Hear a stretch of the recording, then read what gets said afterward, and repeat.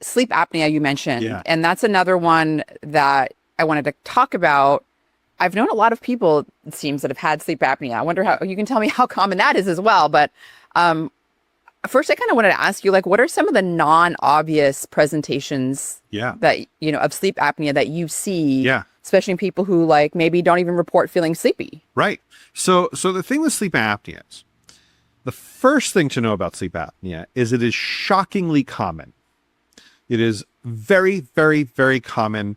The most recent data I've seen estimates that about 1 out of 4 or 5 men over 30 probably has at least some sleep-related breathing issues, especially if their BMI is over 30, it's more like 50-50. It's really high. Women get it less often, but it's also shockingly common in women too. It might be more like 1 out of every 15 or 20 women. And then as BMI goes up, it gets more common. So it's shockingly common. It's so common that my threshold for screening for it is very low, especially among otherwise fit people, because the normal risk factors. So like as you gain weight, you get it more because it can crowd out your airway. Muscle too? Yeah, muscle too. It's because, think of it this way. So most mammals, their airway is a straight line, from snout all the way up and to their lungs. It's a straight line from the snout to their lungs. Humans, by moving upright, we solved a lot of problems and we've gotten a lot of benefit from being upright. But it created a problem with us in that our tube now has a 90-degree angle in it. And if you're designing a pipe and you put a 90-degree angle kink in your hose, where is it going to start having problems? It's going to have problems at that.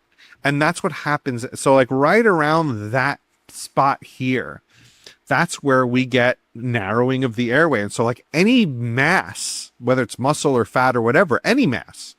I mean, there are people who look at MRIs of like tongue fat, like cheeks, like anything here, whether even skinnier people with smaller airways, where it's a little more compressed. It's a vulnerability in the human physiology for breathing issues.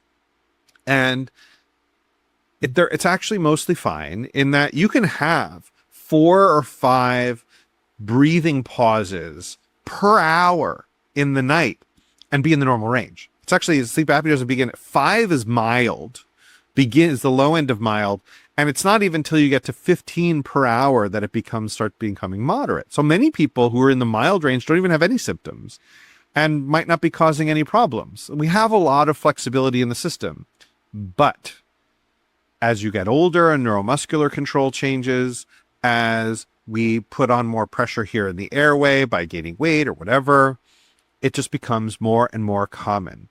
And my guess is it's actually been common through history. It's just we've written it off as something else, especially in people that don't have those obvious signs. So what are some of those less than obvious signs? If I have a patient who comes in and they say, I fall asleep just fine. Actually, if I'm anything, I'm a little tired during the day, whatever. I fall asleep just fine, but then I wake up in the middle of the night because of stress. My stress wakes me up, and then I have a hard time falling back asleep. When I hear that, I think there's greater than 50-50 chance in my mind that was a respiratory event. Stress doesn't wake you up. What happens is if you wake up and you're thinking, I'm stressed, your brain is reading signals like elevated heart rate, elevated respiratory rate, the endorphins of the muscles getting tense. It's reading these physical signs. And then because we live in the society we live in, stress is readily available. We can fill that space really fast. But what was happening wasn't the stress that woke you up. It was that, your breathing was starting to get a little bit constrained. So then what happens is your airway tries to open itself up. And it was trying and it wasn't successful. So it tried harder. Still wasn't successful. Tries a little harder. Still not successful. Worst case, you wake yourself up and you can wake up with a gasp because you can breathe when you're awake just fine. It's a different neuromuscular control system. So as soon as you wake up, you sort of get that sudden awakening because you just got that little sort of a shot of adrenaline to wake you up. And like, if I just shot you up with a little bit of adrenaline during the night, you'd wake up and you would not be able to fall back asleep. Your mind would start racing and you'd have all these physical signs. But it wasn't the stress that woke you up. The stress got superimposed on it later. So when I have a patient who comes in and describes that sensation of, I wake up in the middle of the night, either because of stress or for no reason, I don't know why. Something wakes me up. I have no idea, but I cannot get right back to sleep immediately, like within a few minutes. I mean, something just happened. Some flare up just happened somewhere. I wonder if anyone's, or maybe you can tell me if anyone's ever looked at, because you mentioned deep sleep is really important for this, cleaning out the toxic waste. These are protein aggregates, amyloid beta 42 being one. Yep. I wonder if anyone's ever looked at like people with Alzheimer's disease to see if any of them have sleep apnea, like the untreated sleep apnea. Oh yeah, untreated sleep apnea is a known risk factor for neurodegeneration, especially when it's more severe. So this is the thing. Mild to moderate sleep apnea is a gray area. Severe sleep apnea seems and that's 30 events or more an hour, seems very reliably tied to bad outcomes. Mild seems like it's really only tied to bad outcomes when you also have daytime symptoms. Like you're mostly treating like the fatigue and the memory issues, whatever. You can still get cell death and you can get neuronal problems because think of it this way. Every time you have one of these respiratory events and you're having it, maybe dozens of times per hour in the night, your oxygen drops. And it's not the hypoxia that's the problem. This is what a lot of people get wrong about sleep apnea. It's not really the hypoxia. It's the intermittent hypoxia. So you're not hypoxic because what will happen is you drop a few points. Most people, unless you have some other lung disease, most people with sleep apnea, their O2 doesn't drop a lot for sustained amounts of time, unless you have like emphysema or something. It'll drop a few percentage points, then your body wakes up and then it recovers. Then it drops again. Then your body wakes up and it recovers. And it drops. So it's like it's constantly putting out all these little fires all over the place. The fires are never burning any houses down. They're just sprouting up all over the place. But what ends up happening is all of these cells are releasing reactive oxygen species every time this happens. So you're releasing these reactive oxygen species. This oxidative stress is happening. And then it's quelled. And then it's stressed. And then it's quelled. And then it's stressed. And then it's quelled. And it's stressed. Then it's all night, for days, or months, or years, or decades, usually. Imagine the stress, like your cells are trying to do their job, and they're constantly dealing with all this nonsense. Instead, imagine trying to do your job, and you're constantly having to do all this other stuff. So you're not getting the recovery function that that you were built for. And so your trajectory goes slightly off. So that's why not just sleep deprivation, but also untreated sleep apnea can lead to liver problems, kidney problems, brain problems, heart issues, immune system problems, because every cell that relies on oxygen starts getting stressed, and some of them are more sensitive than others. Okay, well, let's talk about treating, sleep apnea. Yeah. I know we can talk about CPAP and what that is, and it certainly works. Yep. It's a blunt instrument. It works. Long-term adherence, maybe not so great. What do you find to be some of the best evidence-based non-CPAP interventions? Yeah. So the thing about CPAP is it's a blunt instrument because think of it, it's just a split that keeps open your airway. It creates a pillow of air so if your airway wants to collapse, it can't. And CPAP, it's continuous positive airway pressure. Continuous because it's blowing continuously. Positive airway pressure, as opposed to negative pressure, which is sucking. Positive airway pressure is blowing. So it's just continuously blowing air in your airway to create a pillow of air to keep it open. That's all it is. It's a blunt instrument. If your airway wants to close, you blow enough air in there, it won't be able to close. But for some people, it's too uncomfortable or whatever. So there's other approaches.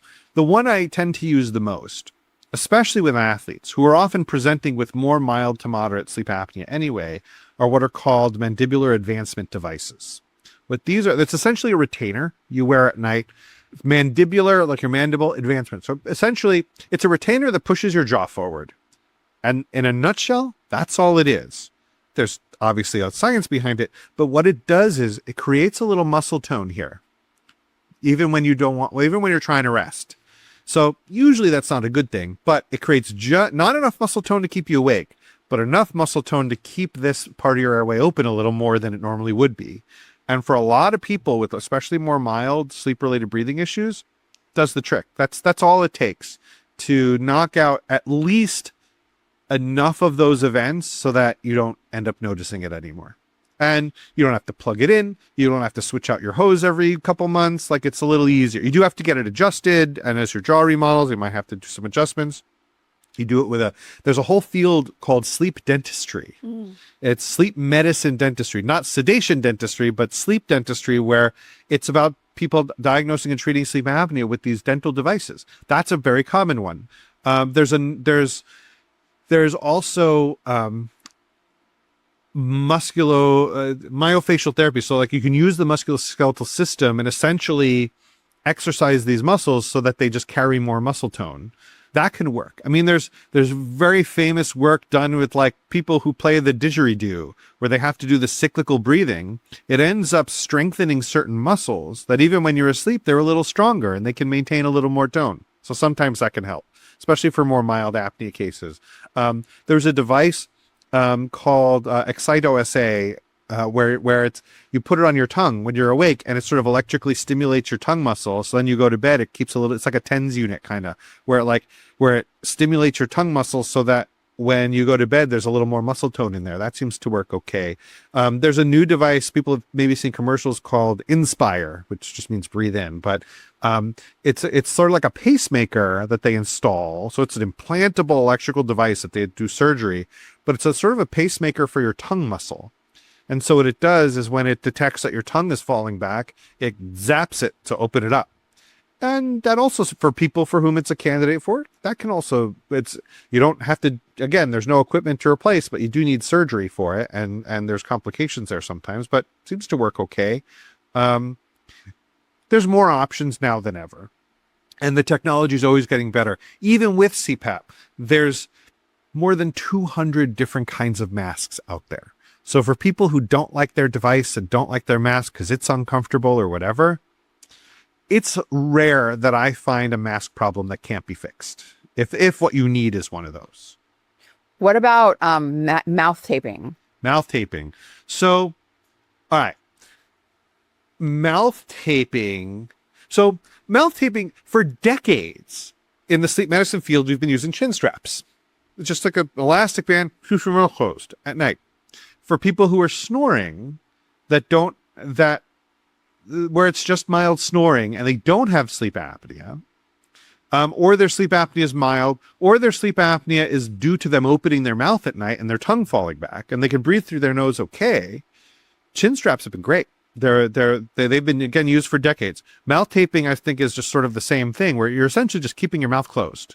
You're just keeping your mouth closed in a way that you can breathe through. Like, it's special tape where air flows through fine. If the problem is that you're opening your mouth, I have no problem with it. And it may help those people. But if the problem is that you actually have sleep apnea, and if you don't open your mouth, then you can't breathe, and you're opening your mouth to gasp for air, then that's probably not what you want. It's probably the opposite of what you want. If you need to open your mouth to breathe, or else you're going to have your oxygen is going to plummet. Don't do that. But if for more mild snoring cases, or for people who it's mild enough, or if it helps you keep, maybe you're using a nasal device, or strips, or Rhinomed makes these nasal splints where you can keep your nose open. If you're using one of those and you just need to keep your mouth closed, I have no real problem with it. I just don't think it's going to cure cancer and save the world. But I feel like it gets overblown by people. Sometimes. Yeah, it's gotten overblown, and it sounds more like maybe for snoring than anything. If keeping your mouth closed during the night solves your problem, go ahead. But if you're hoping that keeping your mouth closed during the night will solve your problem, and it doesn't, there are other options for you.